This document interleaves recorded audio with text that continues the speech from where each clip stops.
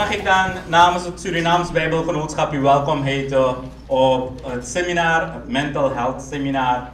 En dat allemaal staat in teken van Oktobermaand, Bijbelmaand.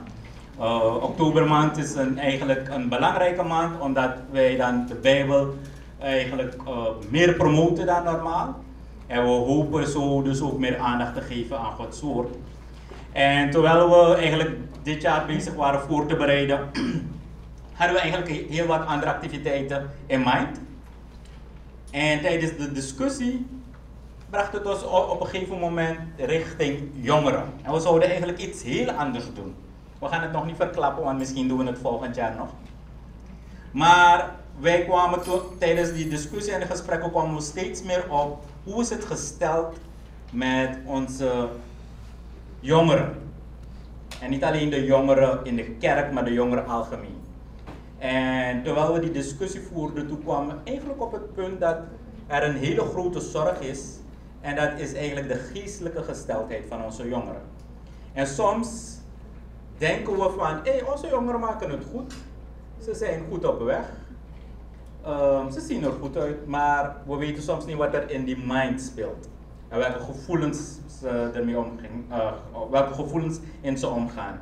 En ja, toen kwamen we op een gegeven moment, we moeten iets gaan doen. En we kwamen dus eigenlijk op dat we de mentale gezondheid van onze jongeren ook aandacht moeten geven. En daarom dus dan dit seminar, de uitnodigingen zijn dus ook geweest. En we zijn dankbaar dat u allemaal eigenlijk daarop heeft gereageerd.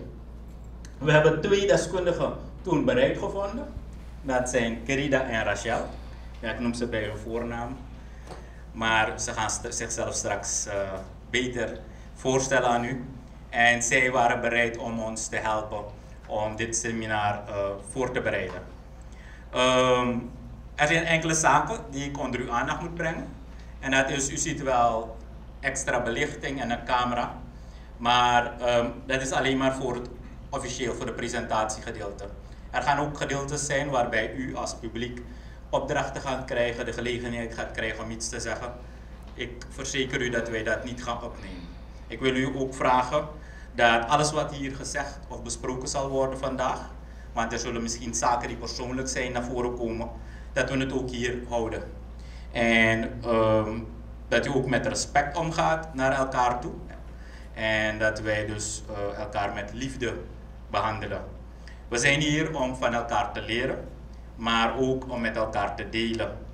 Dus als er wordt gedeeld, wil ik ook vragen dus dat u daarbij rekening houdt. Het kan zijn dat het soms tegen uw eigen mening gaat of uw eigen gedachtegang, maar dat we daarvoor respect hebben. En ook dat we ook niet door elkaar gaan praten. Maar laten we dus daarbij samen een veilige sfeer, ruimte creëren vandaag, waardoor iedereen vrij kan praten over de mentale gezondheid. Misschien van onszelf, maar misschien ook van onze jongeren. En laten we ons daarbij natuurlijk inspireren door de wijsheid van God. En ook door het woord van God, de Bijbel. Nou, u zult vandaag ook heel veel informatie krijgen van de deskundigen. U zult in de gelegenheid gesteld worden om vragen te stellen. U zult de PDF-presentaties via e-mail van ons krijgen. Dus als uw e-mailadres nog niet heeft geregistreerd, graag dat nog alsnog doen. En u zult, als u beide sessies heeft bijgewoond, aan het eind ook een certificaat van deelname krijgen. Nou, is dat niet prachtig? En, as cherry on top, krijgt u ook nog een lunch van ons. Ja, ik moest het speciaal zeggen, het staat hier. Ja. We willen u vragen dus daarom ook het Bijbelgenootschap te ondersteunen. Om ook een bijdrage te leveren. Er is een box voor een vrijwillige bijdrage. Mocht u in de pauze straks tijd hebben om ook daar een gift te doen. We bieden dit seminar gratis aan. Maar er zijn kosten die eraan zijn verbonden. En we hopen ook dus door uw bijdrage die kosten te kunnen dekken. Zoals Erik al zei, zijn er 2 deskundigen gekomen om met u en met ons te delen zaken rondom mental health. En ik wil vandaag dan, ik heb de eer om aan u voor te stellen, en ik ga alvast 1 doen, en dat is Dr. Hannes Rachel Ching Kon Kim. Zij is in 2019 als psycholoog afgestudeerd aan de Universiteit van Leiden in Nederland met als specialisatie klinische psychologie. Ik hoop dat ik dit nog goed uitspreek. Vanaf 2011 is mevrouw Chin Kon Kim actief werkzaam bij de psychologiepraktijk en Helpende Hand. In 2013 begon ze als part-time psycholoog bij 2 verslavingsklinieken, te weten Stichting De Stem en Stichting Geloof en Nieuw Leven, waar ze onder andere de behandellijn voor cliënten uitzet en verder ook nog behandelgesprekken voert met de cliënten in het programma Op weg naar een toekomst zonder verslaving. Naast haar functie als psycholoog is ze ook vanaf 2012 als docent verbonden bij de Bijbelschool School of Harvest Ministries, waar zij het vak inleiding in de psychologie doseert. Verder is ze ook docent bij Apollos Bijbelschool, waar zij het vak gesprektechnieken doseert als onderdeel van huwelijksconselingscursus. En vanaf 2019 is mevrouw Chin Kim adviseur bij Stichting Father Mother Figure. Vanaf 2019 is mevrouw Chin Kim adviseur bij Stichting Father Mother Figure. Tot slot houdt mevrouw Chin Kim zich bezig met de afname van psychologische testen als onderdeel van de werving en selectie bij verschillende instanties. Dames en heren, mevrouw Chin Kim. Goedemorgen allemaal. Welkom van mijn kant. Ik ben blij om jullie allemaal hier te zien vandaag. Dat de interesse zodanig aanwezig is. Hè. Ja, het kan zijn dat iemand hier is die zelf ook al begeleidt. Hè. Misschien een pastor of een jeugdpastor. Of zelf misschien heeft u interesse in dit onderwerp. Dus ik heet jullie allen van harte welkom. Weet u, mental health is heel erg belangrijk. Hè.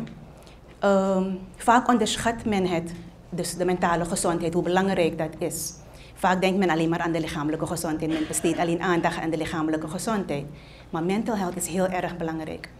Als je mentaal niet gezond bent, heeft het invloed op je lichamelijk welzijn. Toch? Iemand die niet goed functioneert, bijvoorbeeld iemand die stress, kan allerlei lichamelijke problemen krijgen. Ik krijg vaak cliënten op de praktijk waarbij ze bijvoorbeeld eerst naar de arts zijn gegaan en de arts kan niks vinden. En vaak is er dan een psychische oorzaak aan de hand of iets geestelijks. Hè? En mentale gezondheid is heel breed. Je hebt zoveel onderwerpen die je kan behandelen. Vandaag gaan we ons aandacht besteden aan depressie en suïcide. Suïcide is één van de gevolgen van depressie, want hier staat depressie en de gevolgen. Maar depressie heeft meerdere gevolgen. Je kan ook verslaafd raken natuurlijk. Maar suïcide is één van de gevolgen. Dus vandaag gaan we ons richten op depressie, suïcide en piekeren.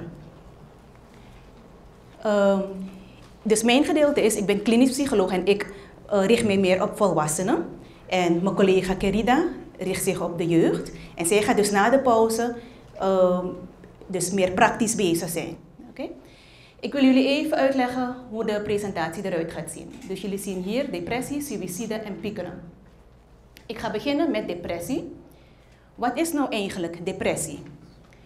Hoe herken ik een depressie? Oorzaken van depressie, behandeling. En daarna ga ik dus hebben over suïcide, het suïcidaal proces, want suïcide is niet een daad op zich. Er gaat een heel proces vooraf. Dat ga ik jullie zo meteen wijzen. Daarna wil ik jullie tips geven voor het omgaan met suïcidale gedachten.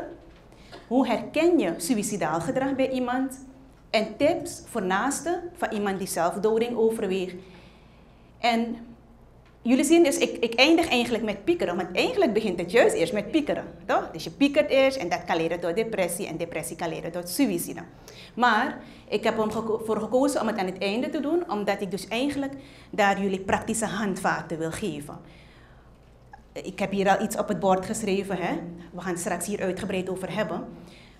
Want ik wil jullie leren hoe eigenlijk ons gedrag in elkaar zit. Hoe je dus anders om kan gaan met gebeurtenissen, zodat u dus eigenlijk zich anders gaat voelen. En dus niet in die depressie terechtkomt. Ik stel voor dat ik dus eigenlijk per onderdeel ga ik behandelen en daarna ga ik de gelegenheid geven voor het stellen van vragen. Dus eerst depressie, dan geef ik de gelegenheid het vragen stellen en daarna suïcide en daarna piekeren. Zijn er misschien voor nu al vragen voordat ik begin? Is het voor iedereen duidelijk wat het verschil is tussen een psycholoog en een psychiater? Misschien moet ik daarmee beginnen. Misschien moet ik daarop... Oké. Een psycholoog is dus eigenlijk een gedragsdeskundige en een psychiater is een arts. Een arts schrijft medicatie voor, een psycholoog niet. Een psycholoog probeert dus door middel van gesprekstechnieken tot de oplossing van een probleem te komen. Later in de presentatie gaan jullie ook zien dat ik ook wel samenwerk met een psychiater om soms eigenlijk de cliënten door te verwijzen indien nodig, wanneer er medicatie nodig is. Oké? Is dat een beetje te begrijpen?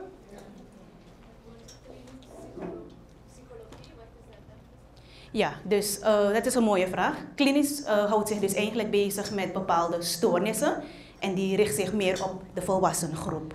En kind en jeugd richt zich eigenlijk meer op de jongeren. Yes? Zijn er nog andere vragen? Oké, dan gaan we beginnen. Wat is eigenlijk depressie? Kijk, we voelen ons allemaal wel eens een keertje somber, hè?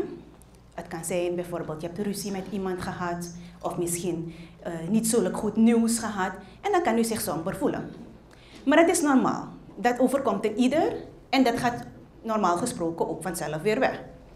Maar soms kan het zijn dat die sombere stemming dus 2 weken lang aanhoudt. Dus niet binnen die 2 weken een dagje wel en een dagje niet. Het houdt echt 2 weken lang aan. Dus dat kan het zijn dat u een depressie heeft. Een depressie komt heel vaak voor en iedereen kan het krijgen, niet alleen volwassenen. We lezen in social media vaak ook van tieners die zelfmoord plegen. Dus. En zelfs wil ik zo ver gaan dat zelfs ook kinderen depressief zijn. Ik heb soms volwassenen die, wanneer je tot ze praat, dan merk je dat ze al vanaf 6 jaar zelfmoordgedachten hebben. Dus het kan al heel jong beginnen. Depressie kent verschillende vormen, waarbij de mate van de ernst ook kan verschillen. Dus je hebt sprake van lichte depressie, matig tot ernstig en ernstige depressie. Oké, hoe herken ik nou een depressie? Het is heel erg belangrijk. Deze 2 zijn 2 belangrijke indicatoren die sowieso aanwezig moeten zijn om überhaupt te kunnen praten over een depressie. Dus het hebben van een sombere stemming, vermindering van interesse of plezier. Deze 2 moeten sowieso aanwezig zijn. Je kan niet zeggen van iemand is depressief en die persoon heeft geen sombere stemming. Dus deze 2 moeten sowieso aanwezig zijn. Daarnaast, dit is een beetje klein denk ik, maar ik ga het even voor jullie lezen. Moet u tenminste 5 van deze klachten hebben om te kunnen praten over depressie. Bijvoorbeeld, hier staat gewichtsverandering, bijvoorbeeld eetproblemen. Of heel veel eten of juist niet eten. Slaapproblemen. Heel veel slapen of juist moeilijk kunnen slapen. Een onrustig gevoel, moeite met stilzitten. Lusteloos, traag, gebrek aan energie. Prikkelbaar zijn. Het gevoel hebben niks waard te zijn, schuldgevoelens. Moeite met concentreren, moeite met beslissingen nemen. Veel piekeren, geen zin in seks en veel denken aan dood of zelfdoding. Dus, u hoeft niet allemaal te hebben om te praten over depressie, u moet tenminste 5. Dus deze 2 indicatoren en tenminste 5. Dus als u minder dan 5 heeft, dan praat je nog niet over een depressie. Je praat wel over dat die persoon kenmerken heeft van depressie, maar je praat nog niet over een depressieve stoornis. Wat kunnen oorzaken zijn van depressie? Je hebt dus neurobiologische oorzaken, psychische oorzaken en sociale oorzaken. Bij neurobiologisch gaat het om het genetische. Wanneer bijvoorbeeld een moeder of een vader in een gezin depressief is, dan heeft een kind 3 maal zoveel kans om ook depressie te ontwikkelen. Bij neurobiologisch denkt men ook aan dat bij iemand die depressief is, er een disbalans is in de hersenen. Dus nogmaals, bij neurobiologisch gaat het om het genetische, dat als iemand in de familie depressief is, de kans groot is dat een familielid dus ook depressief wordt. En dat er bepaalde gebieden in de hersenen zijn verstoord. Bij psychische gaat het om hoe goed bent u in staat om problemen te dragen. Men praat wel over draagkracht. Hoe goed kunt u met problemen omgaan? Bent u iemand die open staat voor hulp? Zoekt u hulp? Maar ook heeft het te maken met karaktereigenschappen. Bijvoorbeeld, bent u impulsief? Bent u iemand die zwart-wit denkt? Of een negatief zelfbeeld? Dus dat is het psychisch gedeelte, dus dat invloed heeft op iemand die dan depressie kan ontwikkelen.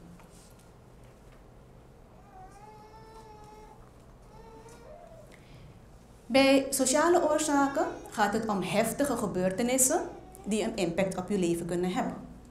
Dan bijvoorbeeld relatieproblemen of echtscheiding, ziekte of dood van een partner.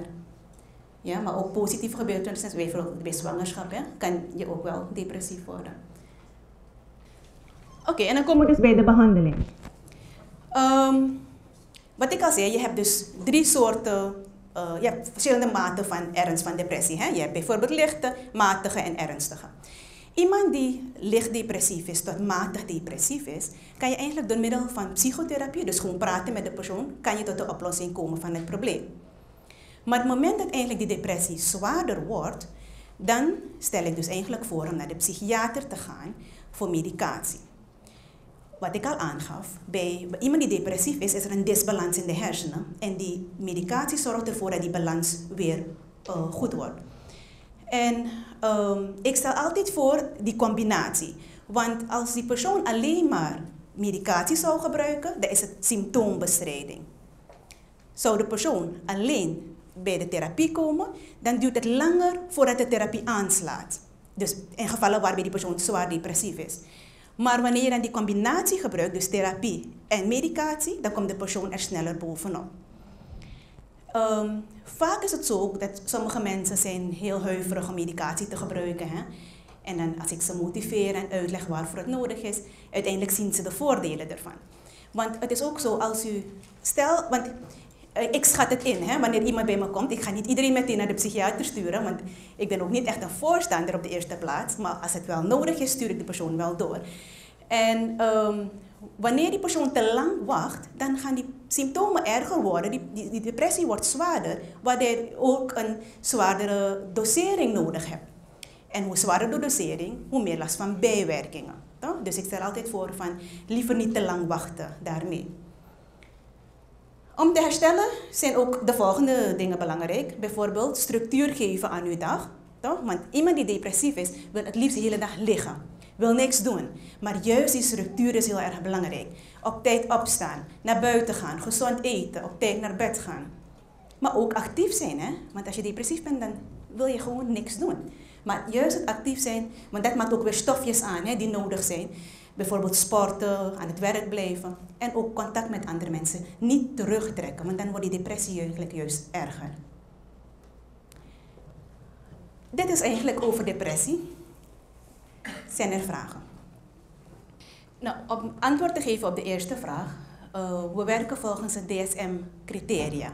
Dus dat is eigenlijk een handboek waarbij dus alle stoornissen naar voren komen en ook waaraan je moet voldoen om te praten over zo'n stoornis. Dus is dat allemaal natuurlijk wetenschappelijk onderzocht. Ja. De tweede vraag was zwart-wit denken. Oké, zwart-wit denken is dus eigenlijk 2 uitersten. Het is of zwart of het is wit. Je hebt geen grijs gebied bij zulke mensen. Dus het is echt van, iets is of heel goed of heel fout. Het is niet van het een beetje goed of een beetje fout. Dat is een beetje zwart-wit denken. Grenswaarde en klinisch is een hele dunne lijn. Het gaat om de intensiteit. Intensiteit van het voorkomen van de symptomen. Bijvoorbeeld als je zegt ik kan moeilijk in slaap vallen, maar als ik eenmaal slaap kan ik die 7 tot 8 uur wel redden. Maar als ik in slaap val, eindelijk, maar na 3 uur word ik wakker, want ik pieker, ik ga twijfelen aan mijn zelfwaarde, ik denk aan dit en dat, ik kan dan niet meer doorslapen. De eerste valt nog in grenswaarde, want je kan jezelf nog rustig houden om door te slapen. Maar de laatste, het opstaan, weer piekeren, na een uurtje moeilijk in slaap vallen, weer opstaan, piekeren, dat houdt in dat je functioneren beperkt wordt. Wanneer je niet kan functioneren, je kan niet denken, maar je bent ook niet in staat een psychologisch gesprek te voeren, dan ga je naar de psychiater. Dan heb je medicatie nodig om je tot rust te brengen. Je raakt in balans. Want therapie neemt energie. Als ik een uur met een cliënt bezig ben, wat de cliënt me zegt, ik ben een prullenbak. Ik moet het slikken, ik moet het vertalen, ik moet dan weer adviezen geven, je wordt moe. En de cliënt is daar ook moe. Dus ik zeg ze ook, ik ga je niet overbelasten, ik stuur je eerst naar de huisarts of naar de psychiater. Ik schrijf de medicatie voor of ik adviseer het met een lichte dosis, staat er bijvoorbeeld lorazepam 0,5 milligram 3 dagen, zodat je niet kan overdoseren. Want een risicogroep, vooral bij tieners, is het risicogedrag is altijd overdoseren. We starten 3 dagen, we kijken hoe je voelt. Als je merkt dat je energie gaat omhoog, dan stop je met de medicatie geleidelijk. Als je merkt het gaat nog niet, slik het indien nodig. Vraag alvast een recept aan. Ik heb een cliënt gisteren gehad. Ik zeg, vraag een extra recept aan bij je huisarts. Want als je terugvalt, ga je bijwerkingen krijgen. En het is lastiger, waardoor de cliënt bang gaat zijn om te stoppen met medicatie de volgende keer. Want een bijwerking van lorazepam is dat je niet meer kan slapen zonder die medicatie. Die medicatie is een drugs voor je hersenen. Als je het slikt, worden je hersenen warm. Voel je rustig. Hoe hoger de dosering, dan voel je op een gegeven moment, je hebt geen emotie meer. Je bent niet blij, je bent niet verdrietig, je bent gewoon... Precies, maar je kan wel slapen. Dat is het doel, toch? Want als je lichaam niet rust, je motor moet rennen. Dus als je niet leeft, kan ik geen therapie aan je geven. Dus ik zeg ze altijd, ik laat je niet in de steek. Ik hou je handje vast, we gaan samen. Ja, maar wat er worden bijwerkingen, ik geef ze alles. Mijn telefoon is naast me. We hebben net een aanspreker gehad. Het is eergisteren gebeurd. Hetzelfde gesprek heb ik met die jongen gevoerd. Ik zeg, mijn telefoon is naast me, bel me anytime. Het was een gesprek van 1 uur. Volgende dag heb ik op mijn dollar jongen op basis, want ik was moe aan het werk. Maar ik heb hem uitgelegd en mijn werk hield toen rekening. Maar het neemt heel veel en medicatie is nog steeds een taboe. Vooral als ouders zien het gaat goed met mijn jongeren, dan stoppen ze ermee. En dat is heel vervelend, want vooral bij Ritaline, bij kinderen met bewezen ADHD, waarbij de oorzaak een hersenafwijking is. Want een oorzaak van hyperactiviteit, hyperactief gedrag, is voor 2/3 deel in een inconsistent regelmaat in de opvoeding. Dus je moet altijd kijken naar de oorzaak. Maar als je ziet de symptomen zijn zodanig dat het functioneren wordt beperkt, dan is het klinisch. Als het nog net niet wordt beperkt, is het grenswaarde. En als je zegt van ik heb wel pijn en verdriet, maar ik heb goede kopingsmechanismen, dan is het normaal. Dat is het verschil. Ja, goedemorgen. Ik zag iets van die slides met betrekking tot het karakter. En bij depressie heb je dan ook een therapie. En wat is de rol van het karakter? Is het misschien zo dat het karakter van invloed is om beter eruit te komen? Of is het karaktereigenschap ook van belang om je eruit te halen of je dieper in te brengen? Ja, dus een van de karaktereigenschappen is bijvoorbeeld impulsiviteit. Iemand die impulsief is, gaat eerder een suïcide willen poging willen maken voor suïcide bijvoorbeeld. Maar bijvoorbeeld, wat ik al zei van zwart-wit denken. Iemand die depressief is, als persoon denk je zwart-wit. Het is of goed of het is niet goed. Er is geen middenweg daartussen. Bijvoorbeeld, want iemand die depressief is, focust zich vaak op het negatieve. En in de therapie kan je dus, wat ik straks ga leren, kan je dus leren om dus eigenlijk, ondanks er negatieve gebeurtenissen plaatsvinden, kan je leren om toch anders te gaan focussen. Dus zo kan je iemand die depressief is eruit halen. Want, om even voorbarig te zijn, depressie heeft te maken met een bepaald gevoel, toch? Bijvoorbeeld bedroefdheid. En gevoel wordt dus beïnvloed door de manier hoe we denken. Oké, dus daar gaan we straks dieper op in. Oké. Geen vragen meer? Ja. Ja, ik wil weten als een verwaarloosde behandeling van depressie later kan leiden tot dementie, Alzheimer en dat soort ziekten. Is er een verband? Ja, bedankt voor uw vraag. Kijk, depressie moet je zien, het is een emotie, een zware emotie. De basisemotie kan zijn angst, verdriet of pijn. En het is net een ballon, je drukt hem onder water. En het is niet zo. Emoties, die boeken worden in je boekenkast gezet, maar heel rommelig, het valt steeds eruit. En elke keer als die gedachte naar boven komt, voel me niet prettig, ik wil dood, dan ga je iets doen. Je gaat of middelen gebruiken, dansen, weet je, iets doen zodat je niet hoeft te denken. Het is iets menselijks, want je wil overleven. En als je steeds je gedachten onderdrukt door middelengebruik of depressie, het werkt remmend op de hersenen, waardoor bepaalde paden in jouw hersenen worden beperkt. Dus het denkvermogen wordt daardoor ook beperkt en ook je immuunsysteem. Daarom zie je dat mensen die stressen ook vaak psychosomatische klachten hebben. Dat zijn dus lichamelijke klachten zonder fysieke oorzaken. Het kan zijn dat als gevolg daarvan een versnelling in de mens, dus dat het proces wordt versneld, omdat het denkvermogen al heel onder stress is. Dus het kan zijn dat iemand bewust aan bepaalde zaken niet wil denken. En als je een bepaald pad niet meer bewandelt, gaat het gras groeien en kan je het moeilijk weer bewandelen. Iemand die depressief is en voor de omgeving en dus de mensen om de persoon heen en hoe zit het daarmee? Is de persoon een gevaar eigenlijk voor de rest? Of zeg je van nee, als je depressie denkt de persoon alleen maar aan zelfmoord? Nee, het is niet zo dat iemand die depressief is meteen aan zelfmoord denkt of alleen aan zelfmoord denkt. Dat is niet zo hoor. Maar wat wel is dat de omgeving leidt natuurlijk ook heel erg eronder. Als je iemand in de familie hebt die depressief is, als omgeving moet je heel veel geduld hebben met die persoon. Maar vaak ook voelt de persoon zich niet begrepen. Toch? Dus daar komen we bij het stukje van suïcide waar ik zo meteen wil behandelen. Dan ga ik jullie tips geven hoe jullie moeten omgaan met iemand die als u iemand in de omgeving heeft die dan zich depressief voelt of suïcidale gedachten heeft. Hoor? Ik kom er zo op terug. Oké, dan stel ik voor dat we dan naar het volgende gaan over suïcide. Oké, suïcide is dus zelfmoord. Het is het opzettelijk einde maken aan je eigen leven. Mensen die aan suïcide denken voelen zich vaak al langer depressief, angstig of ongelukkig. Ze hebben misschien het gevoel dat niemand ze begrijpt. Toch? En ze willen eigenlijk dan ook niet door met hun leven. Suïcide komt dus niet alleen bij volwassenen voor, wat ik al zei, maar ook vanaf jonge leeftijd.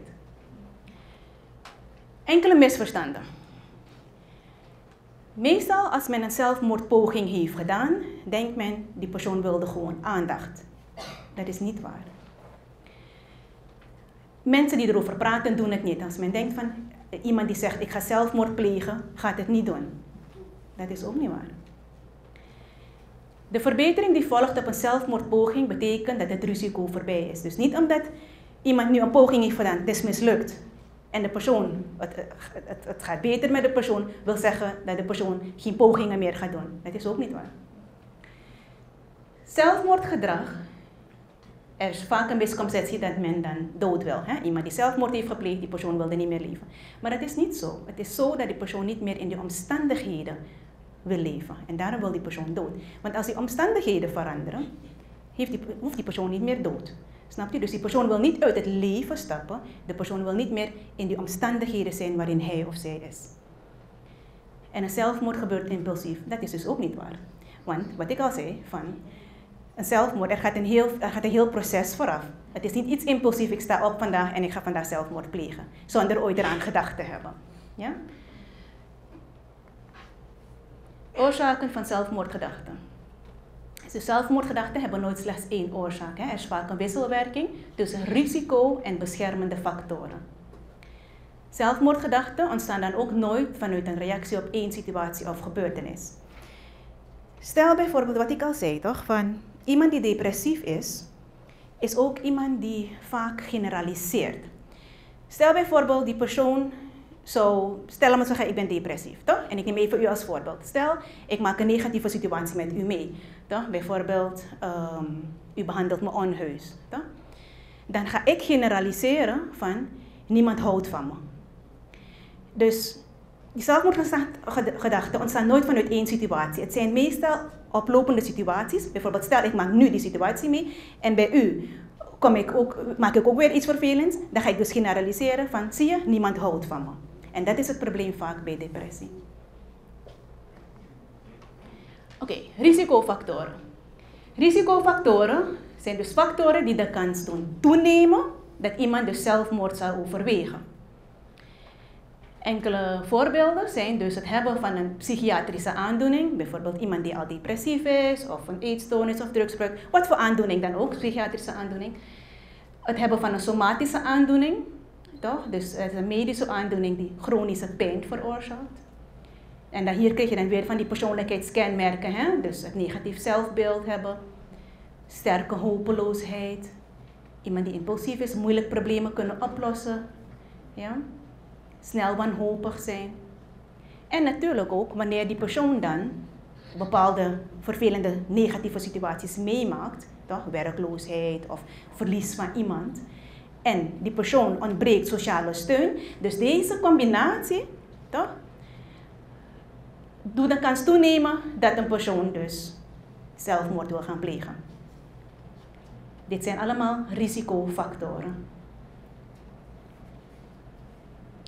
Beschermende factoren zijn juist factoren die de kans verkleinen dat een persoon zelfmoord overweegt. Bijvoorbeeld, heeft u een positief zelfbeeld? Beschikt u over voldoende veerkracht? Heeft u een positieve attitude om hulp te zoeken? Dan? Heeft u steun van familie en vrienden? Dan zijn dit juist factoren die u beschermen. Dus ondanks u zich depressief voelt, maar deze factoren beschermen u om dus niet tot de daad over te gaan. En vaak speelt dit een rol, hè? Zelfbeeld. Mensen die depressief zijn, hebben vaak een negatief zelfbeeld. En dan moet je in de therapie daarom gaan werken. Mensen met de volgende ervaringen plegen ook eerder zelfmoord. Iemand in de omgeving heeft gehad die al zelfmoord heeft gepleegd, kan zijn dat u dan ook wordt getriggerd om zelfmoord te gaan plegen, omdat u dat als een optie ziet. U ziet van, oh, het is die persoon gelukt uit het leven te stappen, dus is dat als een voorbeeld. Oké, dan kan ik dat ook gaan doen. Mensen die al eerder een poging hebben gedaan, wat ik al zei, het blijft niet bij één poging, er komen vaker van die pogingen. Oké, nu het suicidaal proces. Meestal begint het met niet lekker in je vel zitten. Gewoon misschien wel eens een keertje en dan soms gebeurt het vaker dat u zich niet prettig voelt. Maar u denkt nog niet aan suïcide. Gewoon zit niet lekker in uw vel. Vervolgens kan dat overslaan in geen zin hebben in het leven. Maar ook dan hoeft u nog niet aan suïcide te denken. Gewoon van, ik heb gewoon geen zin in het leven. Toch? Waarom is het leven zo zwaar? Ik heb geen zin in het leven. Daarna kan het overslaan in gedachten van zelfmoord. Van, oké, weet je, misschien moet ik mezelf van kant maken. Dan is dat de beste oplossing. Maar u maakt nog geen plannetje. Het zijn gewoon zelfmoordgedachten. Van, als ik nu er niet meer zou zijn, zou het beter zijn. Weet je, ik heb gewoon geen zin meer. Dat kan overslaan naar een concreet plan. Dat u een plan gaat maken, wanneer u het gaat doen, hoe u het gaat doen. En dat kan dus overslaan tot een poging, maar het hoeft niet altijd een poging te zijn, het kan meteen ook raak zijn. Toch? Dus niet altijd is het een poging, het is soms ook meteen raak en dan heb je dus dan suïcide. Ik moet zeggen dat dit proces verschilt per persoon. Het is niet zo dat iedereen dit proces ook doorloopt. Wat ook verschilt is het tijdsbestek. Er kan jaren iets aan de hand zijn, dus dat de persoon in fase 1 zit, kan jaren duren, alvorens de persoon uiteindelijk suïcide pleegt. Soms kan het weken duren, maar in elk geval, het is niet iets impulsief. En wanneer ik soms cliënten op de praktijk krijg van iemand die zelfmoord heeft gepleegd in de familie, dan vinden ze het vreemd. Ze kunnen zich niet voorstellen van ja, want er was niks aan de hand. Maar wanneer je dan met ze praat, en dan blijkt uiteindelijk dat er wel meer aan de hand was vanaf vroeger. Dat ze eigenlijk al problemen hadden en niet lekker in hun vel zaten. En dan begrijpen ze het beter waarom de persoon dat heeft gedaan. Ja, dus zo'n proces is erg verschillend van persoon tot persoon. Het kan starten met een wens om tijdelijk eruit te stappen. En soms kunnen die gedachten ook verdwijnen, maar soms komt het ook weer oppoppen. Dus het kan soms dat die persoon helemaal geen last heeft. Het gaat goed, maar ineens komt dat weer naar boven. Wanneer situaties het triggeren, hè, komt dan die zelfmoordgedachte weer naar boven.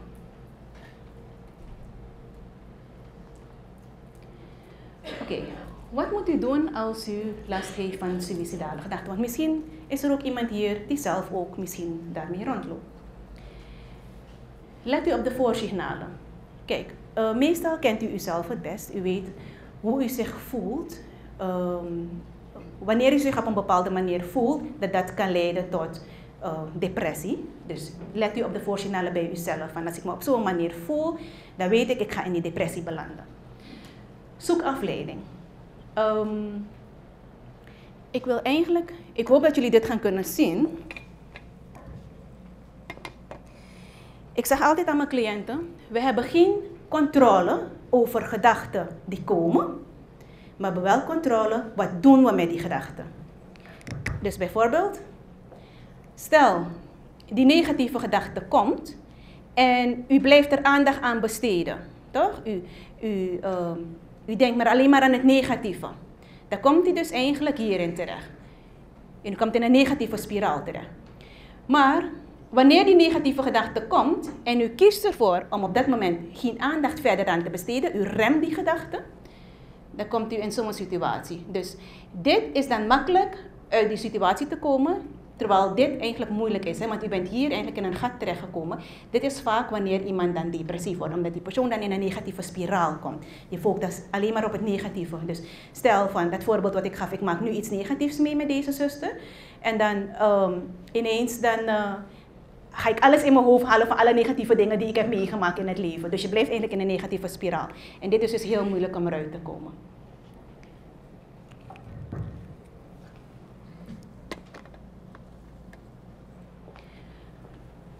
Dus belangrijk is om erover te praten. Want praten erover lucht het op. Het is dan niet meer in uw systeem. Ook uw gedachten opschrijven. Dus als u niemand heeft om erover te praten, schrijf op. Toch? Dat is papier uw beste vriend. Belangrijk is dus ook die routine wat ik al eerder had aangehaald. Hè? U moet blijven een routine hebben. En achterin vroeg je, hè, van, dan ga je in de therapie die persoon leren om toch, je gaat opdrachtjes geven om dan toch aan die routine te houden. Belangrijk is ook om je omgeving veilig te maken. Zorgt u ervoor dat u dus niet, dat u geen scherpe dingen in uw omgeving heeft, of medicatie, of weet je, dus dat je eigenlijk dus eerder getriggerd wordt om dat te gaan gebruiken. Probeert u zelf daarmee rekening te houden. De don'ts.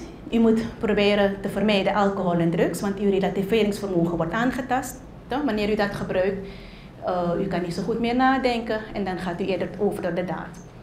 Zoek geen gevaarlijke plaatsen op. Luister niet naar deprimerende muziek en kijk niet naar deprimerende films. Want onze zintuigen zijn heel erg belangrijk. Dingen waarnaar we kijken, dingen waarnaar we luisteren, heeft heel veel invloed. Als we naar goede dingen luisteren en kijken, dan heeft het natuurlijk een positieve invloed. Maar andersom heeft het een negatieve invloed. Dus het is heel erg belangrijk waarnaar u kijkt, waarnaar u luistert. En sluit u zelf dus niet op. Je moet juist proberen met mensen in contact te zijn. Als het goed is, krijgen jullie dit ook, toch, Kerida? Ja. Ze gaan dit krijgen, toch? Ja. Dit is een veiligheidsplan wat u voor uzelf kan maken wanneer de persoon dus nuchter is. Dus niet wanneer de persoon depressief is, wanneer de persoon nuchter is, kan u zo'n veiligheidsplan maken. U moet hem zo zien dat deze vragen u kunt beantwoorden om dus dit in te vullen.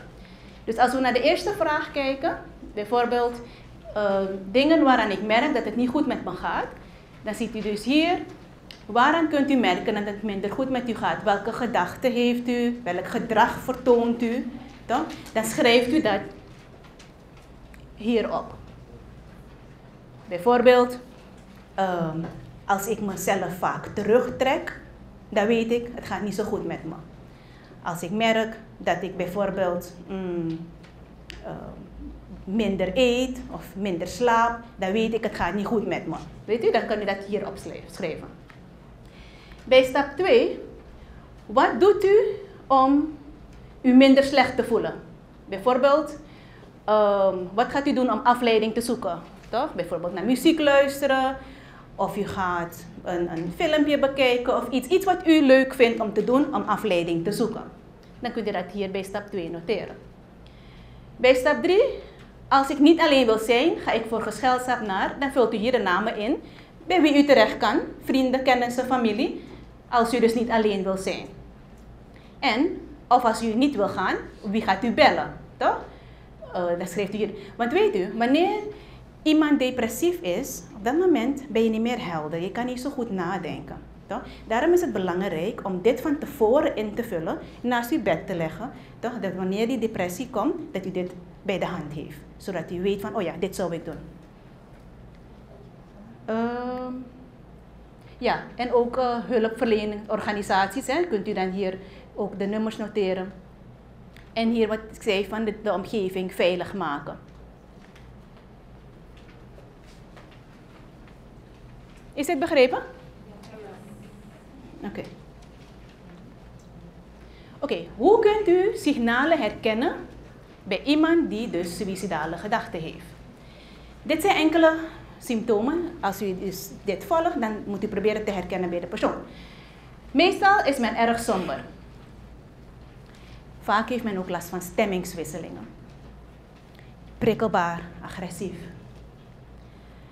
Geen interesse meer in dingen, hè? Of bijvoorbeeld moeilijk bereikbaar. Toch? Je probeert ze te bellen, maar ze zijn vaak niet bereikbaar. Ze komen hun afspraken minder na. Of ze wissen hun hun Facebook-account of Instagram of dat soort dingen. Hè? En soms zijn er heel duidelijke uitspraken. Ik wil dood. Maar soms is er ook een verborgen boodschap. Ik wil voor altijd slapen. Toch? Dus men gaat het niet zo direct zeggen ik wil dood, maar soms is het een verborgen boodschap. Soms verwaarlozen ze zichzelf ook. Hè? Of slapeloosheid of juist extreem veel slapen. Roekeloos en impulsief gedrag, overmatig alcoholgebruik, opzoeken van gevaarlijke situaties. Ja? Verslechterde school- of werkprestaties. Ook als men bepaalde bezittingen begint weg te geven, ook een teken. En sommigen laten blijken, hè, door te zeggen van, voor mij hoeft het leven niet meer. Soms, wanneer u misschien met uw familie of kennissen en u hoort bepaalde uitspraken, weet je, ik heb geen zin meer in het leven. Toch? Neem het serieus wanneer de persoon zulke uitspraken doet. Vooral wanneer die persoon vaker die uitspraken doet. Vaak voelen zich ook als een last voor iemand anders. Hè? Iemand die depressief is, voelt zich als een last. En daarom dat die persoon ook uit het leven wil stappen, want die persoon wil geen last meer zijn voor zijn omgeving. Als u plotseling liefdevolle appjes krijgt, kan het ook een teken zijn. Toch? Iets dat normaal niet gebeurt en ineens krijgt u een liefdevolle appje. Probeer even de aandacht daaraan te besteden. Dus dit zijn signalen. En hier zijn dan tips voor hoe u met iemand kan omgaan. Wat ik zei van, is belangrijk om aandacht te geven aan de persoon. Stel u merkt dat het niet goed gaat met de persoon. Laat het niet gewoon zo, maar besteed aandacht. Vraag van, hey, gaat het wel? Of hey, kan ik je helpen met iets? De persoon voelt zich dan gehoord. Wanneer de persoon uiteindelijk praat, ga niet oordelen. Van ja, maar waarom maak je zo druk om dit ding? Toch? Want vaak hebben we die neiging, toch? Maar dan voelt de persoon zich niet gehoord. De persoon voelt zich geoordeeld van, hey, ik mag deze gevoelens niet hebben. Of, weet je, de persoon wil op dat moment zich gewoon gehoord voelen. Dus probeert u gewoon met de open oor te luisteren. No judgment. U moet het ook serieus nemen wanneer iemand die uiting doet van, ik ga zelfmoord plegen. Ik heb wel eens een ouder gehad bij mij die aangaf van, mijn kind heeft aangegeven zelfmoord te willen plegen, maar ik denk dat ze gewoon aandacht vraagt. Maar dat is niet zo. Toch? Wanneer je met dat kind praat, dan zie je wel dat ze wel echt serieus is. Soms is het natuurlijk moeilijk om dit onderwerp te bespreken, hè?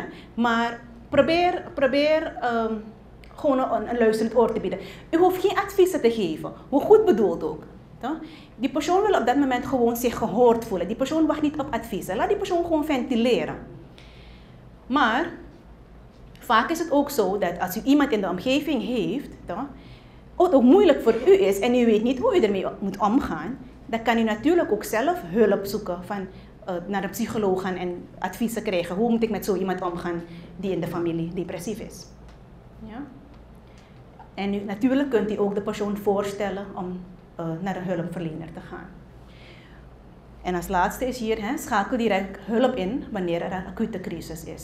Toch? Wanneer die persoon zegt, of je merkt dat die persoon dat wil doen, moet je meteen actie ondernemen. That's it. Zijn er vragen? Dank u wel. Ik heb bij de eerste slide even meer een opmerking. Suïcide, de verkeerde impressies die mensen kunnen hebben, is aandachttrekkerij. Ik neem aan dat het hier gaat om die negatieve aandacht. Want in principe willen we allemaal aandacht gezien worden, gehoord worden. Ja. Dus toen ik dat las had ik zoiets van, ja, we willen allemaal wel aandacht, denk ik zo. Ja, maar het is echt die negatieve aandacht. Ja. Okay. Ja. Ik heb wat vragen. Bijvoorbeeld, depressie wanneer dat voorkomt bij, want ze zeggen bij de, what do you call it, stages of loss, grief, kan je ook te maken hebben met depressie. Ja. Ja, een beetje het verband daarbij. Praat je dan echt over depressie zoals we dat hier beschrijven? Of is het iets van, hey, het gaat voorbij, weet je, wanneer je weet het te verwerken, bla bla bla. Ja. Hoe ga je om met mensen die zeggen, ja joh, praten heeft geen zin. Het heeft geen zin om te praten met een therapeut, een psycholoog, wieever. Ja. Dat lijstje van wat we eerder zagen van, ja, mensen zijn vaak lusteloos. Maar ik ken ook gevallen waarbij het echt niet zichtbaar was. Helemaal niet zelfs. En de persoon is uit het leven gestapt. Wanneer je dan met de familie om hen heen praat, zeggen ze van ik zag het niet aankomen. Ze was juist heel vrolijk. En zij was the life of the party. Ja.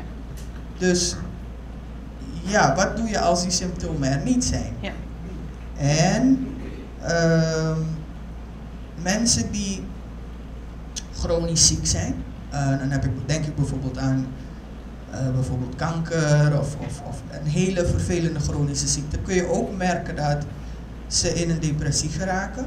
En niet per se de hand aan zichzelf leggen, maar gewoon je merkt ze worden minder therapietrouw. Ze nemen hun medicatie niet meer in.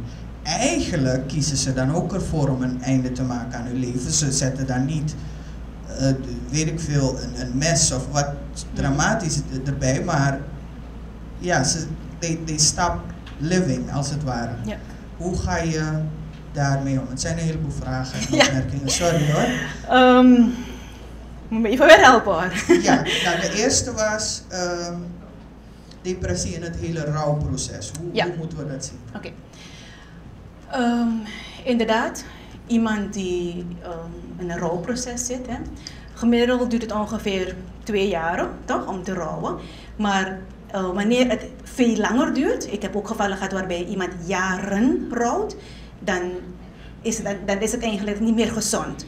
Maar rouwen is eigenlijk een normaal proces en dat moet gebeuren, dat stimuleer ik ook altijd. Vooral wanneer iemand bij me komt waarbij die persoon iemand recentelijk heeft verloren, zeg ik eigenlijk moet die persoon gewoon rouwen, eerst rouwen. Toch? Want therapie heeft op dat moment nog geen zin. Je kan wel handvaten krijgen hoe je moet omgaan met je rouwen, wanneer het heel erg moeilijk gaat.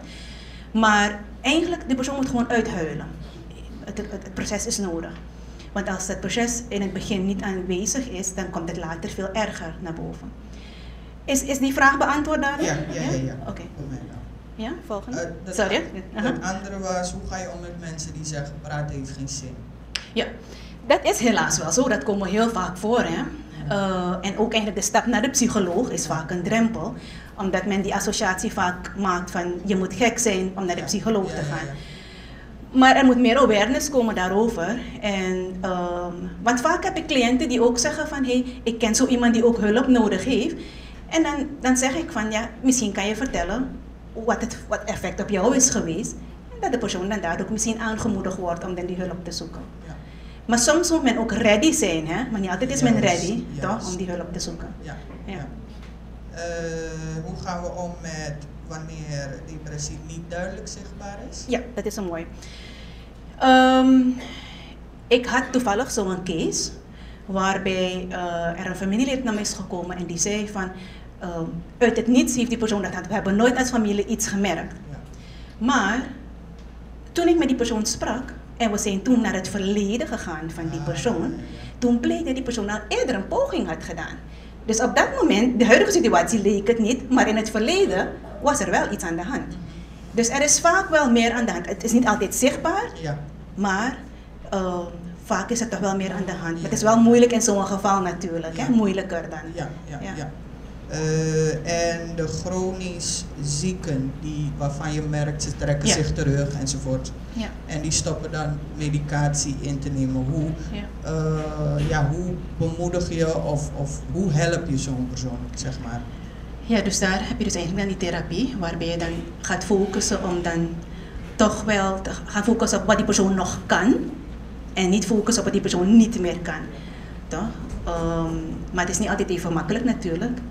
En je hebt inderdaad zulke gevallen waarbij men gewoon stopt met medicatie en geen zin in. Is ook een vorm van zelfmoord eigenlijk. Ja.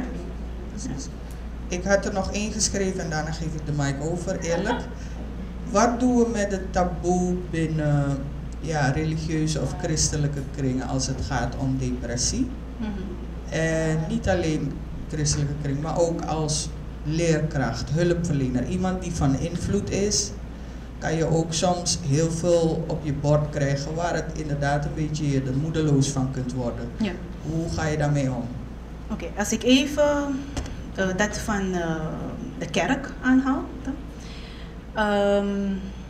Ik zeg altijd van, men moet proberen tot waarschuwkundig zijn om dat te doen. Toch? Want natuurlijk, bij depressie kan er ook een geestelijk aspect een rol spelen. En kijk, ik heb een samenwerking met enkele voorgangers bijvoorbeeld, wanneer ik dan doorverwijs voor het geestelijke, wanneer ook een geestelijk aspect aanwezig is. En ik doe dan het psychisch gedeelte. Maar er is vaak inderdaad in de kerk nog een te grote drempel om het eigenlijk door te verwijzen naar een psycholoog. Maar ik heb toevallig laatst een cursus gegeven waarbij dit naar voren kwam. Helaas moet er meer awareness daarover komen. Maar ik zeg ook altijd van, laten ze proberen te doen wat zij kunnen. En waar je vindt van, nee, ik kan die persoon niet verder helpen, maar je ziet die persoon heeft een probleem, moet je doorverwijzen. Maar men verwijst niet door. Dus ik hoop dat dat wel gaat veranderen. U hebt gepraat over risicofactoren en u hebt aangehaald gebrek aan sociale steun. Ja. Ik zou graag iets nadere verklaring daarover willen hebben, want het is dus concreet. Hè? Ja. Dus je hebt gevallen waarbij de persoon, dus de huiselijke omstandigheden dusdanig zijn die het eigenlijk juist erger maken. Dus die sociale steun heb je dan thuis niet. Toch? Ik ga even een case nemen waarbij die persoon chronisch ziek is. Maar ze heeft thuis die ondersteuning niet. Toch? Integendeel moet zij thuis alles doen. En ze heeft heel veel lichaamspijnen, maar ze krijgt die ondersteuning niet. En ze voelt zich dus niet gesteund door de familie, waardoor je dan toch nog denkt van ja, dan liever ga ik weg, toch? Want niemand houdt van me, niemand is er voor me. Ik ben alleen maar tot last voor mensen. U haalde aan dat wanneer iemand die suïcidaal is, met iemand erover praat, dat die persoon dan open moet staan en niet moet beoordelen. Maar hoe verstandig is het dan? Want dit heb ik vaak meegemaakt. Ik heb het gehoord, omdat ik ook mensen ken die depressief zijn. Hoe verstandig is het dat men bijvoorbeeld zegt van hey, doe het niet, want als je dat doet, dan ga je naar de hel. Geloof me, dat heb ik echt vaak gehoord. En dan laat men het rustig daarbij. Men denkt van ik heb al gedaan wat ik kan doen. Maar mijn vraag is het wel verstandig om zoiets te zeggen? Want voelt zo'n persoon zich dan wel gehoord of eerder beoordeeld? Ja. Eigenlijk heeft u al zelf antwoord. Ja. Wat ik eigenlijk zei is dat probeer niet te oordelen, maar probeer gewoon een luisterend oor te hebben en geef geen adviezen.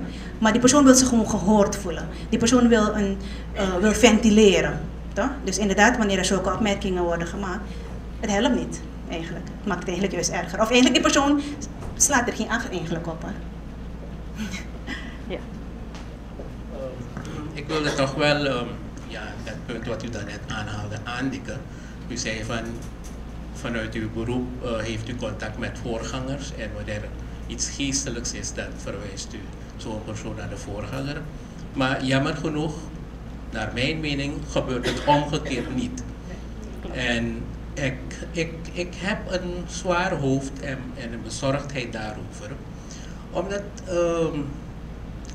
je hebt verschillende mensen. Bijvoorbeeld iemand die met problemen zit jaren. Die gaat naar een voorganger in zijn gemeente. En die voorganger zegt, oké, we gaan je helpen. Maar je ziet dat die persoon uiteindelijk, ik zeg het gewoon zoals ik het zie, zoals ik het zie gebeuren. De persoon is misschien een persoon die niet wilde praten. Maar omdat hij, als hij een jaming, dat hij en uiteindelijk neemt hij iemand in vertrouwen. En ja, op omvang misschien is het probleem groot, maar toch is er geen een doorverwijzing. Dan blijft zo'n persoon in die vicieuze cirkel draaien. En wat gebeurt uiteindelijk als de persoon, net wat ik zeg, iemand is die niet praat of graag praat, dan is die persoon niet geholpen. En denk ik dat suïcidaal gedachte bevordert in zo'n geval. Dus voor mij is één ding belangrijk, karakter. Bepaalde mensen zijn open om te praten, weer anderen niet. Ja. Dus hoe gaan we daarbij om? Wil je antwoord geven of een vraag stellen? Nou. Ja, oké. Ja, het is inderdaad een probleem. Toch? Dat eigenlijk, laat me het voorzichtig zeggen.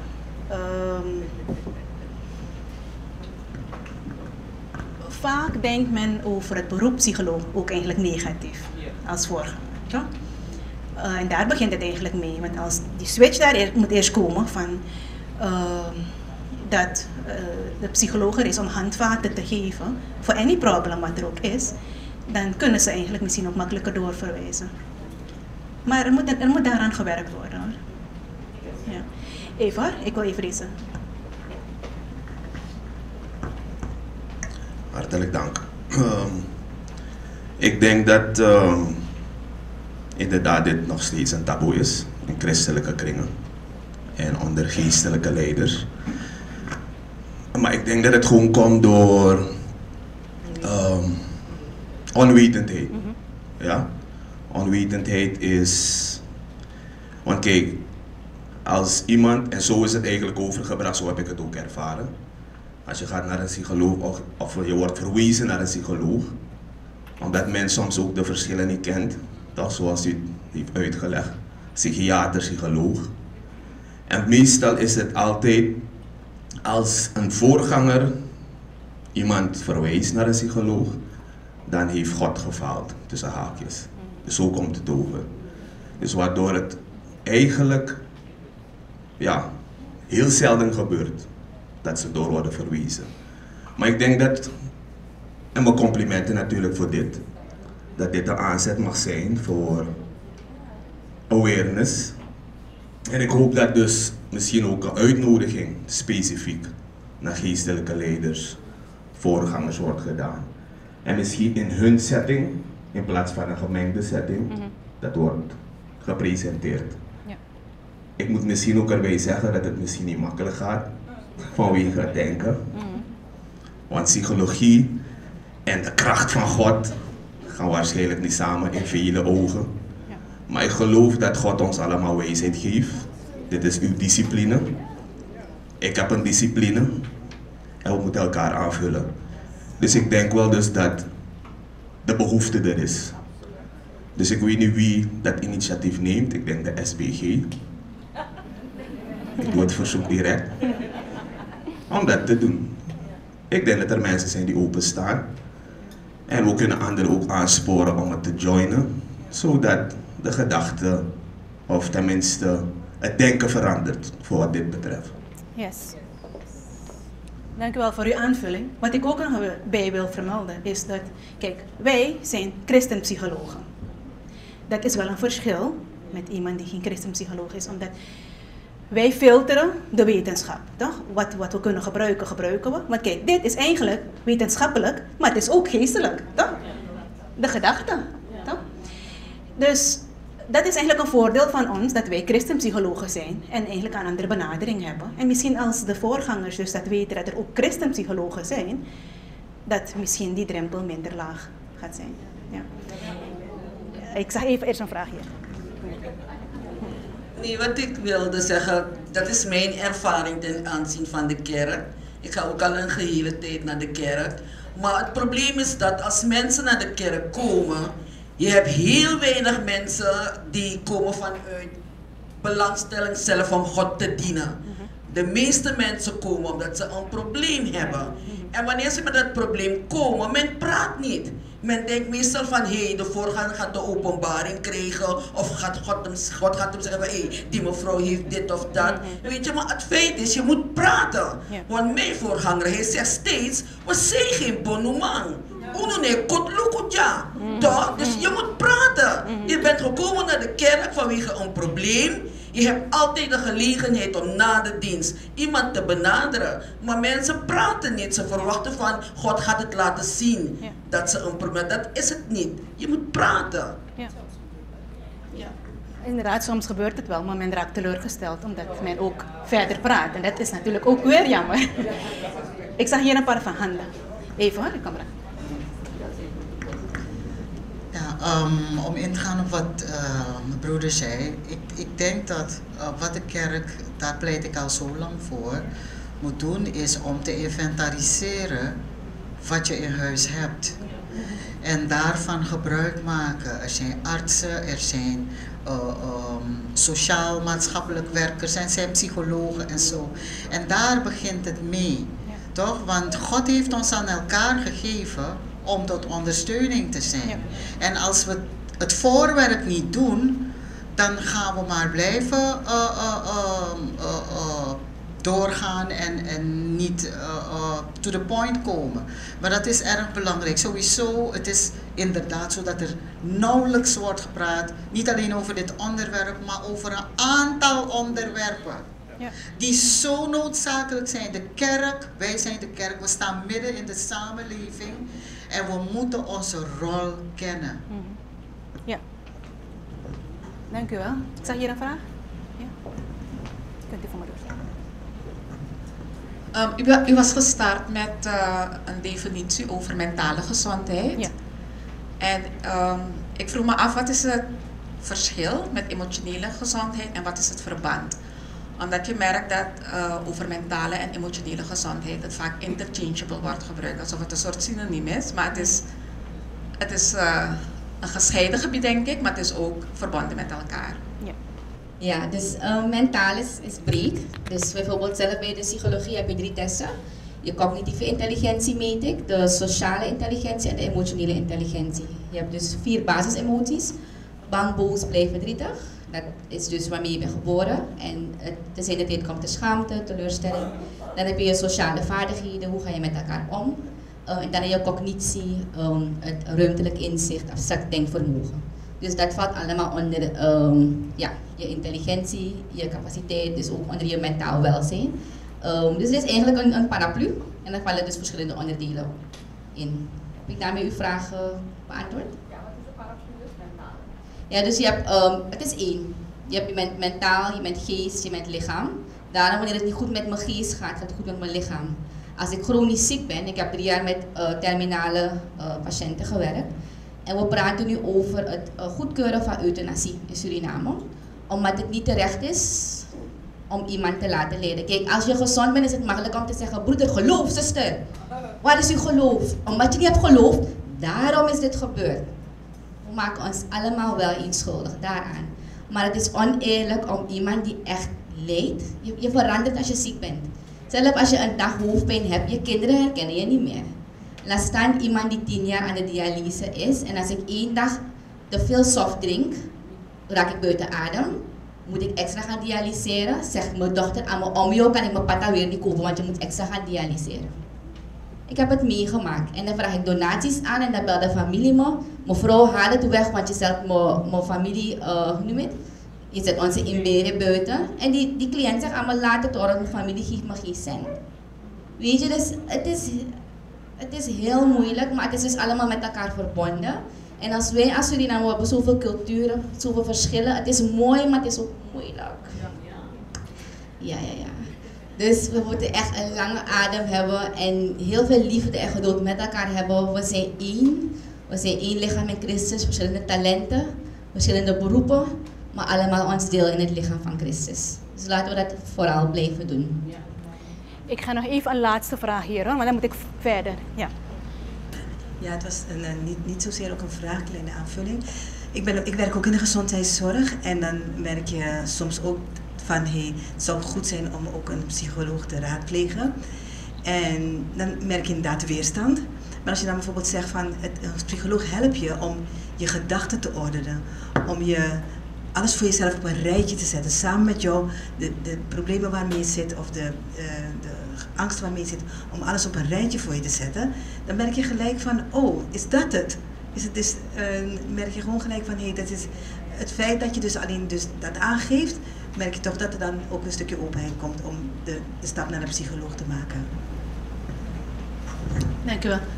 Oké, laatste vraag.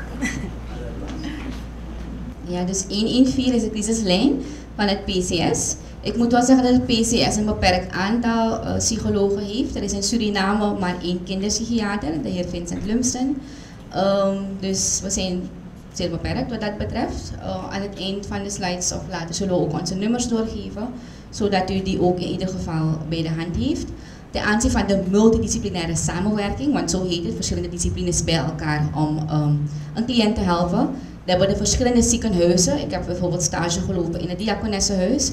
Dan heb je disciplines in huis en dan ga je dus doorverwijzen. Bijvoorbeeld, ik heb veel cliënten gehad vanuit de kinderarts, kleine kinderen die dialyseren of sikkelcellen hebben. En dan werk ik samen met de maatschappelijk werker om dan vooral de kinderen die in het binnenland wonen plaats voor hun en hun ouders te zoeken in de stad. En dan ga je naar sociale zaken, dan regel je hun kaart, want ze moeten misschien medicatie hebben. Dan ga je naar medische zending, want niet alle medicatie van de stad is verkrijgbaar in het binnenland. Het is wel jammer, want we hadden een kindje met kanker. Die moesten we dus helaas wegsturen vorig jaar december. En die kinderarts zei me gewoon, het kindje gaat dood, want ze heeft geen medicatie. Dus we zijn beperkt. Onze medicatie is beperkt, maar onze God kent geen grenzen. Dus altijd, wat we altijd doen, is altijd het brengen in gebed. Er zijn heel veel deskundigen in Suriname die God kennen. En met wie we ook samen kunnen bidden. Bid ook voor onze deskundigen. Het is moeilijk, de situatie is zwaar. Heel veel collega's trekken weg. Maar zij die vertrouwen op de Heer. Ik geloof dat we bergen zullen verzetten. En we kunnen alles doen met hem aan onze zee. Wat ik hier heb geschreven is ook op de slides. Maar ik ga aan de hand van hier. Ik hoop dat jullie het kunnen zien achterin. Enigszins. Anders moeten jullie op de slide kijken. Oké? Oké, dus hier staat dus gedachten, gevoelens, gedrag.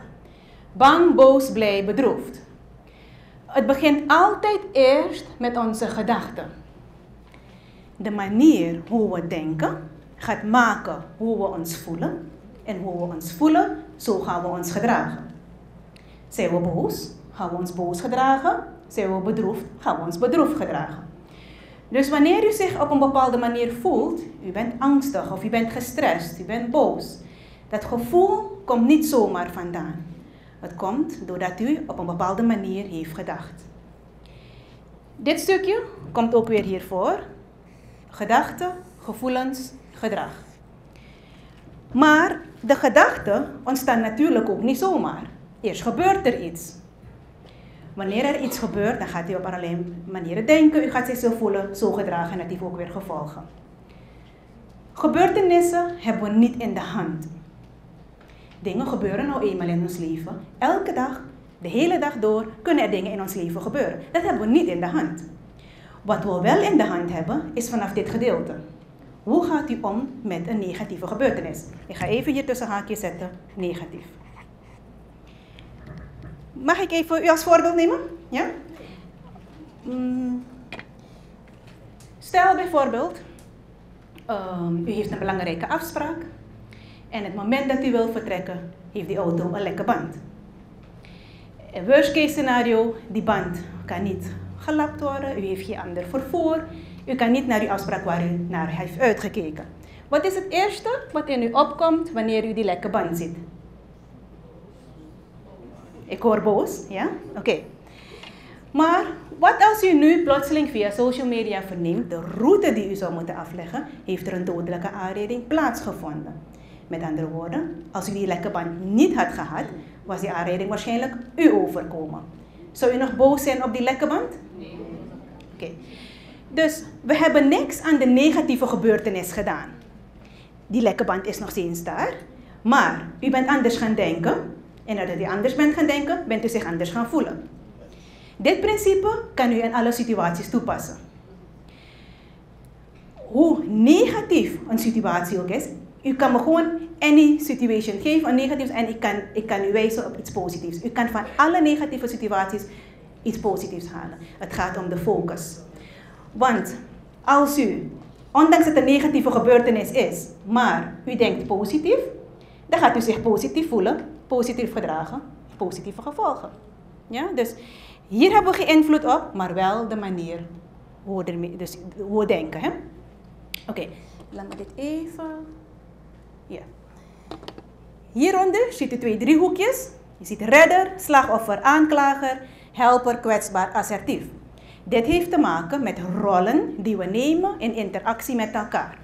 We gaan de driehoekjes steeds vergelijken, dus deze met deze. We gaan beginnen met redder en helper. Stel bijvoorbeeld, u zou me vragen van, hey, kan je me even iets helpen doen op de computer bijvoorbeeld? En ik los het probleem op, u blijft gewoon daar zitten. U ziet niet hoe ik het probleem heb opgelost, dus op dat moment heb ik u gered. Want de volgende keer gaat u me weer vragen, hey, hoe doe je dat ding op de computer? Toch? Ik moet het steeds blijven doen, want ik red u steeds. Wil ik u helpen, ga ik u wijzen van, kijk, dit doet u zo, volgende keer kan u het zelf doen. Dat is het verschil tussen redder en helper. In uw leven kan u nagaan, bent u meer een redder of bent u meer een helper wanneer u mensen helpt? Bent u iemand die steeds problemen oplost van anderen? Als u een ouder bent, toch? Houdt u uw kind afhankelijk, doet u alles voor uw kind of leert u uw kind zelfstandig worden? Dat is het verschil tussen redder en helper. Maar ook hoe u bent opgevoed. Toch? Waren uw ouders meer redder of waren uw ouders meer helper? Dat heeft invloed op hoe uw leven is ontwikkeld. Slachtoffer is wanneer u slachtoffer bent van een situatie. Maar dit heeft te maken met rollen. Ik ga hem even proberen zo uit te leggen. Dus stel, u bent slachtoffer. Het is niet hetzelfde als slachtofferrol. Er is een verschil. Dus u bent slachtoffer van een situatie. U heeft iets vervelends meegemaakt. Maar u hoeft niet in uw slachtofferrol te zitten. Bijvoorbeeld, wanneer u in uw slachtofferrol zit, dan is uw focus van, kijk wat ik ben aangedaan. Het onrecht wat ik ben aangedaan. En daardoor gaat uw gemoedstoestand beïnvloed worden. U wordt boos, u wordt droevig. Maar ondanks u slachtoffer bent, kan u anders focussen. U kan focussen van, weet je, ik lap het aan mijn laars. Ik word er alleen maar sterker van. Dus de focus is anders. Dan bent u slachtoffer, maar u bent niet in uw slachtofferrol. Zien jullie dat verschil? Het is heel erg belangrijk, omdat wij vaak in ons slachtofferrol gaan. Ik ga jullie even een persoonlijk voorbeeld geven. Ik heb thuis een hondenhok. En een gedeelte is van gaas. Op een dagje liep ik te dicht er tegenaan en mijn blouseje was gescheurd. Eerste reactie, boos. Boos op de persoon die het heeft gemaakt. Toch? Want, hoe heeft die persoon dit gedaan? Nu is mijn blouse gescheurd. Maar ik was boos omdat ik in mijn slachtofferrol zat. Ik voelde me als een slachtoffer. Door die persoon is mij dit overkomen. Maar doordat ik mezelf train om dus eigenlijk anders te denken, binnen een paar seconden ben ik van gedachten veranderd. En ik dacht van nee, als ik een beetje verder was gelopen, was dit me niet overkomen. Dus ik neem mijn verantwoordelijkheid. Ik ben niet meer in mijn slachtofferrol, maar ik neem mijn verantwoordelijkheid. Toch? Dus ik stel me kwetsbaar en ik neem mijn verantwoordelijkheid. Oké, aanklager is wanneer je dus alleen maar klaagt over dingen. Dit gaat niet goed, dat gaat niet goed.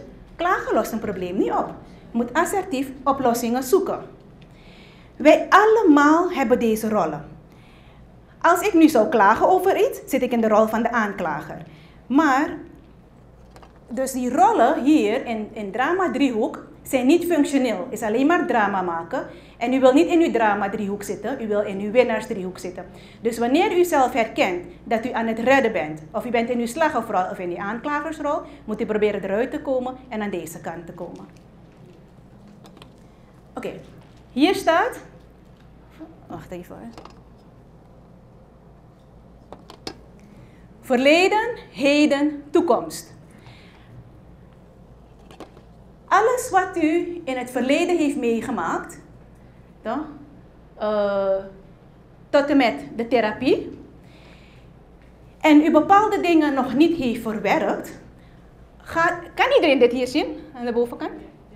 Oké, dus wat u hier niet heeft verwerkt, gaat u meenemen de rest van uw leven. Wat er moet gebeuren, nee, u moet het zien als een berg, hè? Een berg van situaties. U heeft dingen meegemaakt in uw kindertijd, in uw tienertijd. U heeft allerlei situaties meegemaakt. Zolang dit niet wordt opgeruimd en er nu een negatieve situatie plaatsvindt, komt het op die berg. Morgen gebeurt er een negatieve situatie, dus die berg wordt hoger en hoger. En dit is vaak het moment waarbij mensen therapie zoeken, omdat dingen too much zijn. Omdat je als mens maar een bepaald gedeelte aan kan. Wanneer het te veel wordt, je kan niet te veel aan. Dus, en dan, wat ik dan doe, dan moet eigenlijk het verleden verwerken. Ik moet eigenlijk proberen het zo te zien, dat ik even weghaal. Waardoor er dan een scheiding komt tussen het verleden en het heden. Dus het verleden heeft geen invloed meer op het heden. Het stopt, want u heeft die berg opgeruimd. En het stopt. En wanneer er dan nu een negatieve situatie gaat plaatsvinden, komt het niet meer op die berg, want die berg is opgeruimd. Dan komt het hier, waardoor u deze situatie veel beter kan handelen. Dus in mijn therapie doe ik altijd eerst dus het verleden, omdat vaak genoeg de huidige problemen, de wortel ervan ligt in het verleden. Dus als ik me nu eerst zou focussen op de huidige problemen, dan ben je bezig met symptoombestrijding, maar je pakt de wortel niet aan. Dus ik focus me altijd eerst hier op het verleden. We gaan eerst het verleden opruimen, toch? En daarna gaan we in het heden, ga ik dan leren via dit om dus eigenlijk anders om te gaan met situaties. Dit stukje is heel erg belangrijk hoor, dat u dit goed snapt. Want dit is eigenlijk de basis, hè? Want alles komt hieruit voor. Dus wanneer we ons op een bepaalde manier voelen, dus dan die depressie, toch?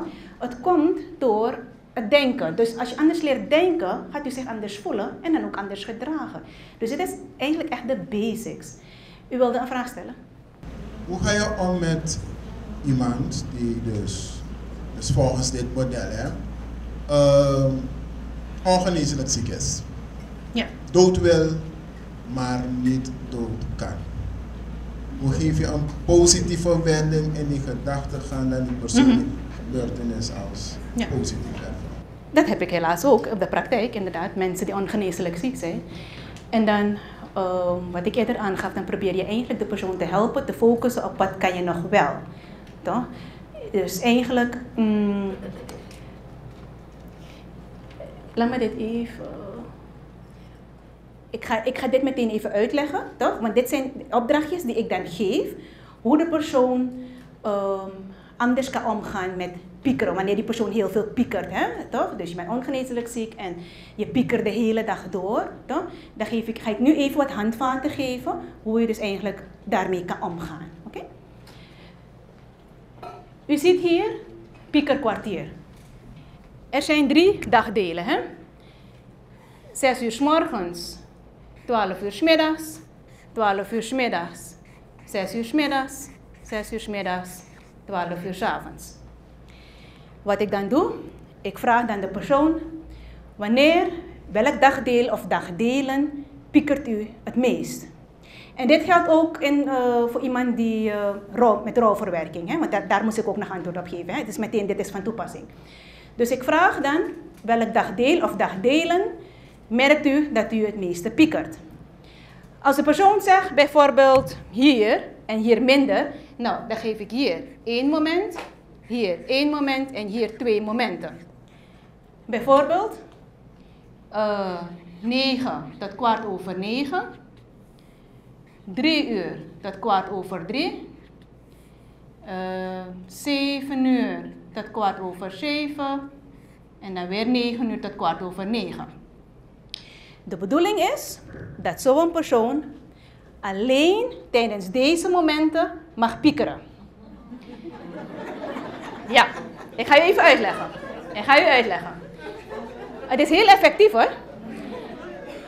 Stel bijvoorbeeld, het is 7 uur 's morgens. En die gedachten komen. Wat had ik gezegd als jullie nog kunnen herinneren?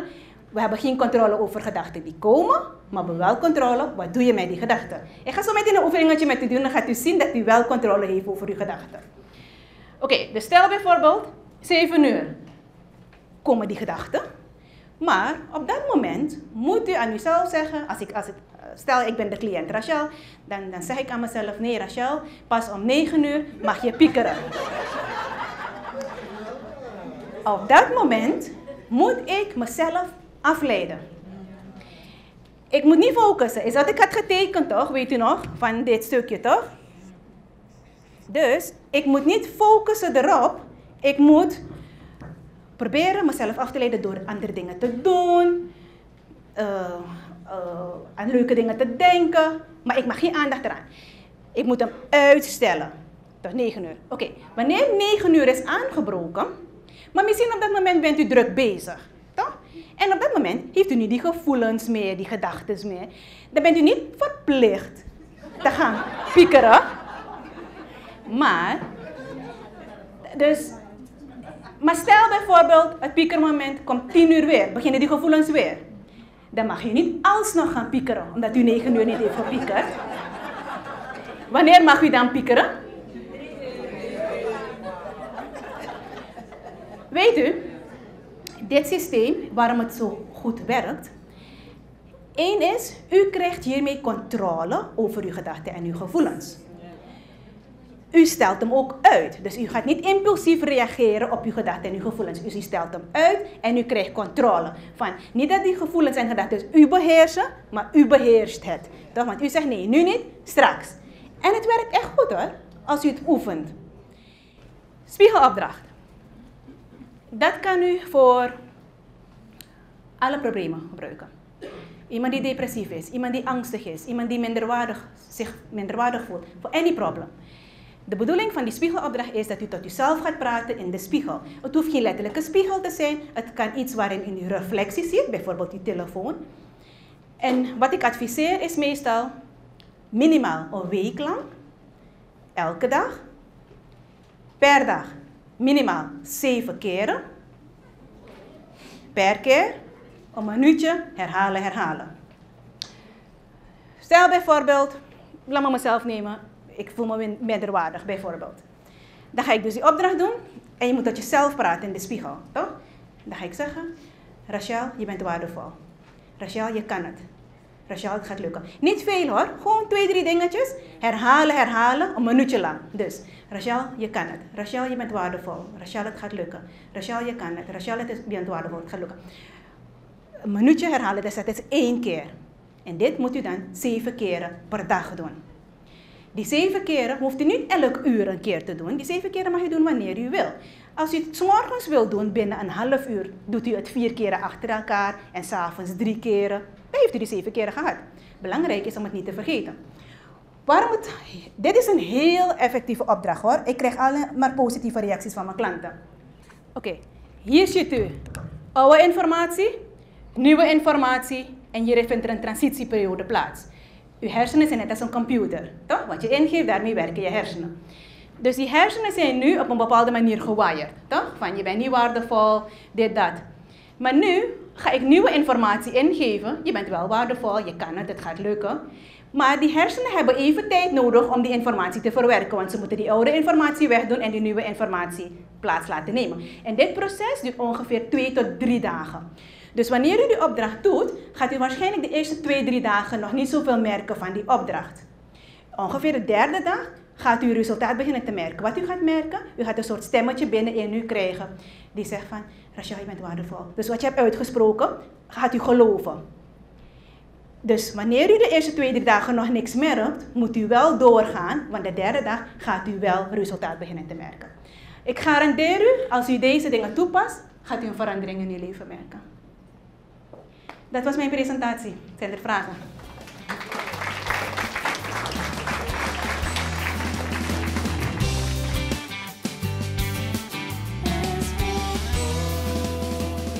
Het Surinaams Bijbelgenootschap.